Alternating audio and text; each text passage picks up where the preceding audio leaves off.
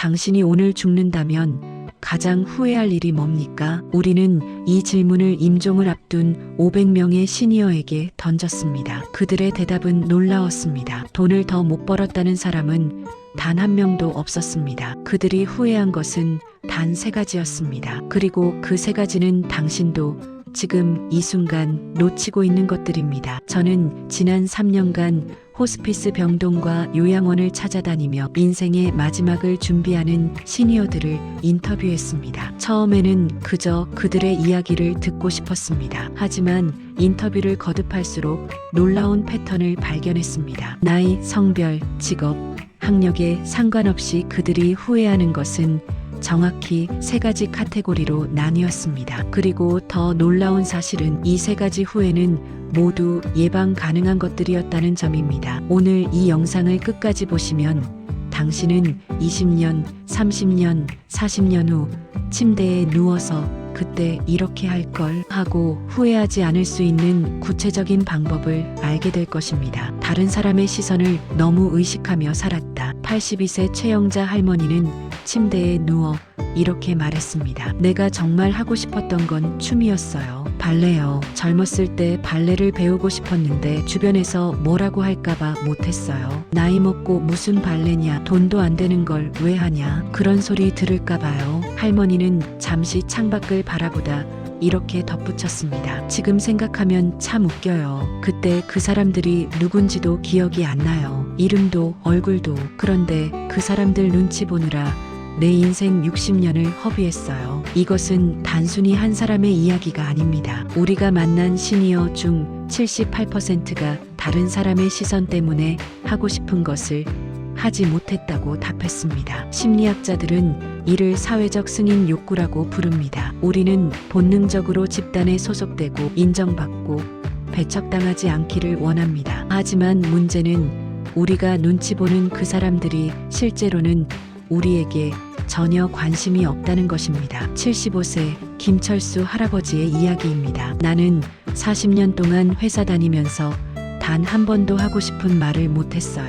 항상 윗사람 눈치, 동료 눈치, 후배들 눈치, 회의 때도 내 의견이 있었지만 이상하게 보일까봐 입을 다물었어요. 할아버지는 손으로 입을 가리키며 말했습니다. 은퇴하고 나서 알았어요. 그 사람들 중 내 장례식에 올 사람이 몇 명이나 될까? 아무도 없어요. 다들 자기 인생 사느라 바빠요. 그런데 나는 그 사람들 눈치 보느라 내 인생을 살지 못했어요. 여기서 핵심은 이겁니다. 당신이 죽을 때 당신 곁에 있을 사람은 당신을 사랑하는 사람들입니다. 당신을 판단하던 사람들이 아닙니다. 그런데 우리는 사랑하는 사람들과의 시간을 포기하면서까지 판단하는 사람들의 시선을 의식합니다. 67세 박미숙 여사의 고백입니다. 나는 남편이 자영업을 하고 싶어 할 때 반대했어요. 사람들이 뭐라고 할까?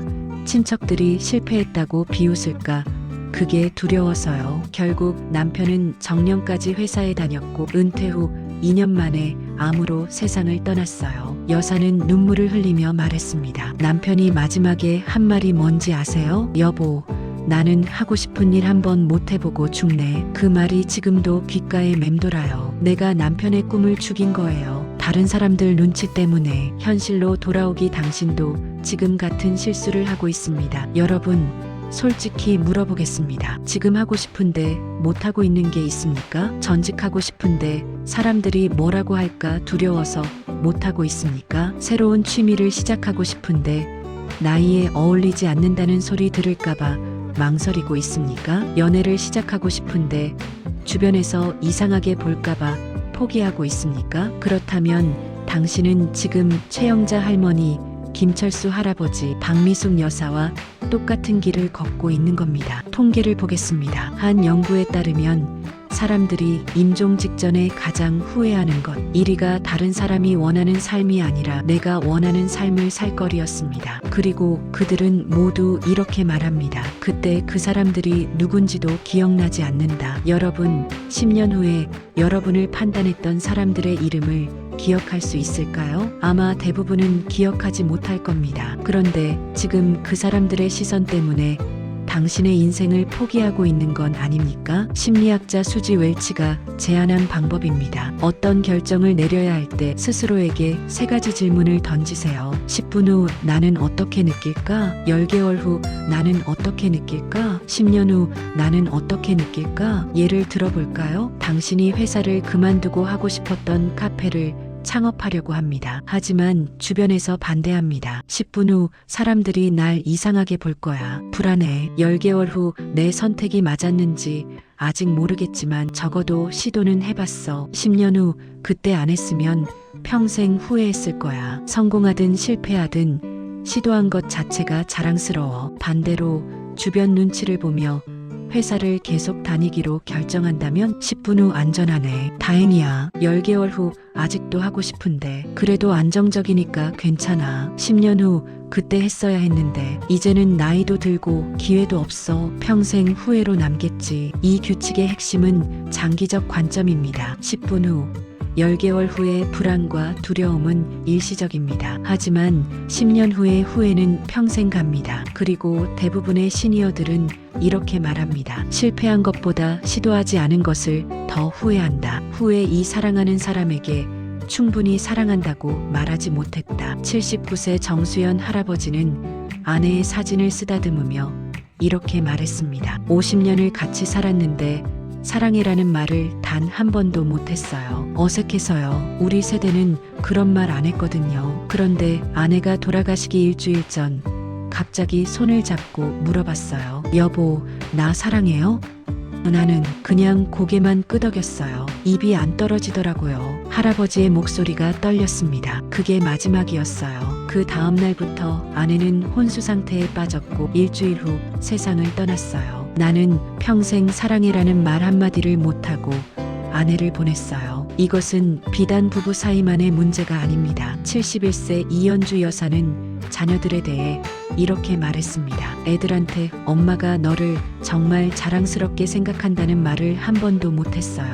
항상 공부해라, 더 열심히 해라, 그것밖에 안 되냐? 이런 말만 했죠. 애들이 컸을 때 알았어요. 얘들이 제일 듣고 싶었던 건 잘했어, 자랑스러워였다는 걸요. 여사는 한숨을 쉬며 덧붙였습니다. 지금도 애들이 명절 때 와요. 하지만 어색해요. 서로 할 말이 없어요. 내가 평생 사랑한다는 말, 자랑스럽다는 말을 안 했으니까 이제 와서 하려니 입이 안 떨어져요. 그냥 손주들 용돈 주고 밥 차려주는 게 전부예요. 심리학 연구에 따르면 사람들이 임종 직전에 가장 많이 하는 말은 사랑한다입니다. 하지만 역설적이게도 많은 사람들이 평생 이 말을 제대로 하지 못하고 살아갑니다. 왜일까요? 첫째, 어색해서입니다. 특히 한국 문화에서는 감정 표현이 익숙하지 않습니다. 둘째, 나중에 해도 되지 않은 착각 때문입니다. 우리는 시간이 무한하다고 생각합니다. 셋째, 굳이 말하지 않아도 알 거야 하는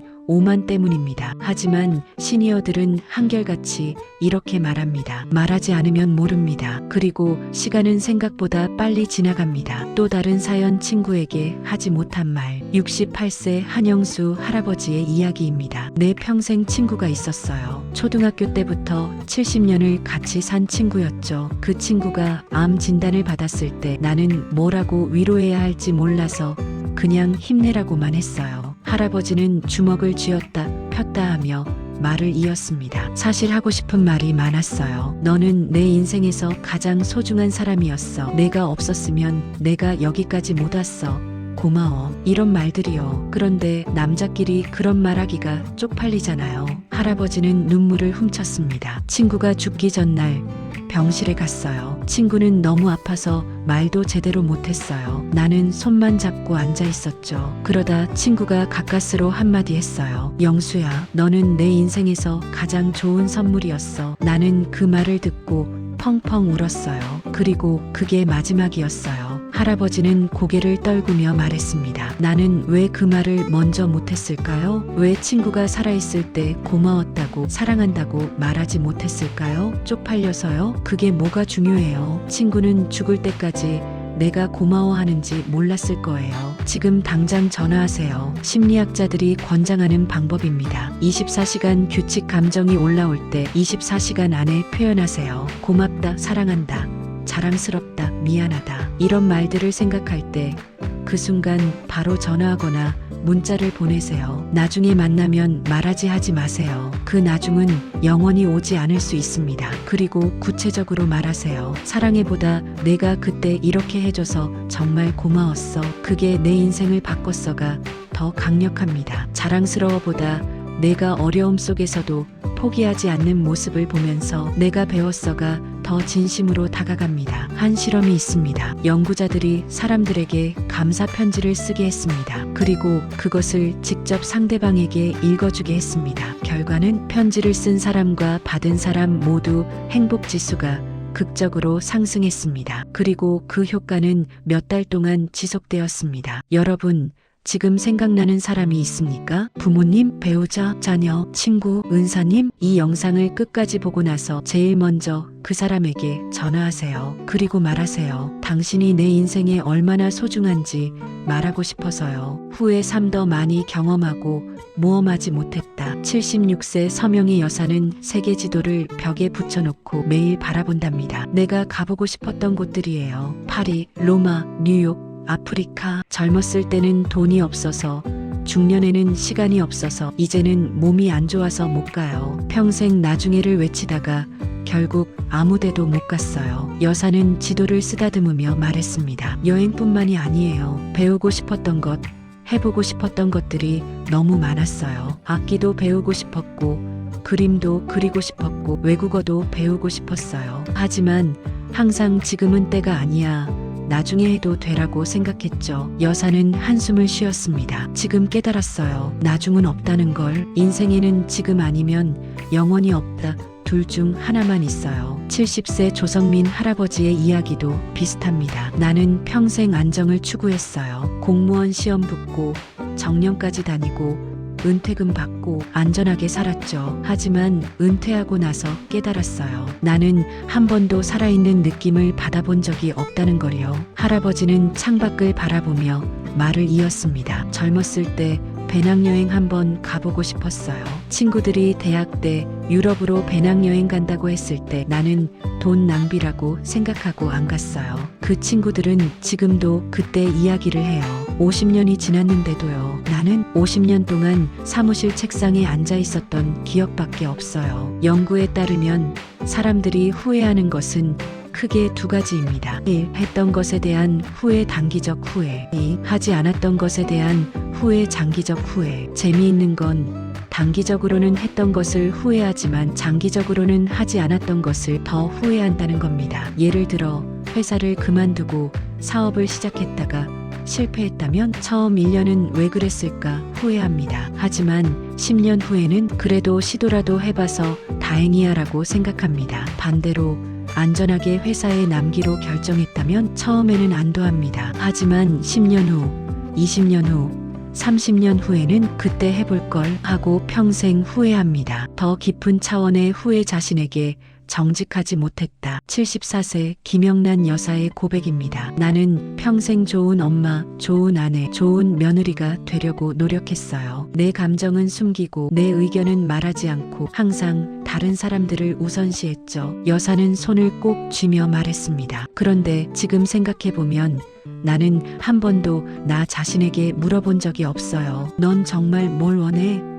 내 인생인데 나는 구경꾼이었어요. 주인공은 항상 다른 사람들이었죠. 이것은 많은 시니어들, 특히 여성 시니어들이 토로하는 후회입니다. 평생 다른 사람의 기대를 충족시키느라 정작 자신이 원하는 삶은 살지 못했다는 것, 그리고 깨달았을 때는 이미 너무 늦어버렸다는 것. 이제 와서 나를 위해 살아야지 하려니 방법을 모르겠어요. 70년 동안 다른 사람을 위해 살았는데 갑자기 나를 위해 사는 게 뭔지 모르겠어요. 심리학자 칼 융은 이렇게 말했습니다. 인생의 가장 큰 비극은 자기 자신이 되지 못하는 것이다. 우리는 모두 태어날 때부터 독특한 존재입니다. 하지만 성장하면서 사회가, 부모가, 친구가 기대하는 모습으로 자신을 포장합니다. 그리고 나이가 들어서야 깨닫습니다. 나는 누구였지? 버킷리스트를 만들되 지금 당장 하나를 실행하세요. 많은 사람들이 버킷리스트를 만듭니다. 하지만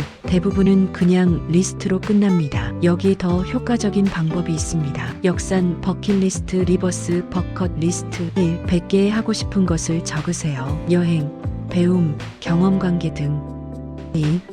각 항목의 최소 연령을 표시하세요. 예, 에베레스트 등반 마이너스 40세 이전. 3. 현재 나이를 기준으로 정렬하세요. 가장 급한 것부터. 4. 상위 5개 중 하나를 이번 달 안에 시작하세요. 여기서 핵심은 이번 달 안에입니다. 내년에, 나중에가 아닙니다. 이번 달입니다. 왜냐하면 우리가 만난 모든 시니어들이 똑같은 말을 했기 때문입니다. 나중은 없다. 지금 아니면 영원히 없다. 그리고 작게 시작하세요. 프랑스 여행이 목표라면 이번 달에 프랑스어 첫 수업을 신청하세요. 악기를 배우고 싶다면 이번 주에 악기를 사거나 빌리세요. 소설을 쓰고 싶다면 오늘 첫 문장을 쓰세요. 크고 완벽한 시작을 기다리지 마세요. 작고 불완전한 시작이라도 지금 하세요. 자, 지금까지 우리는 3가지 후회를 봤습니다. 하나, 다른 사람의 시선을 의식하며 살았다. 2. 사랑하는 사람에게 충분히 말하지 못했다. 3. 더 많이 경험하고 모험하지 못했다. 그리고 그 해결책도 배웠습니다. 하나, 10 규칙으로 장기적 관점을 가지기. 2. 24시간 안에 감정 표현하기.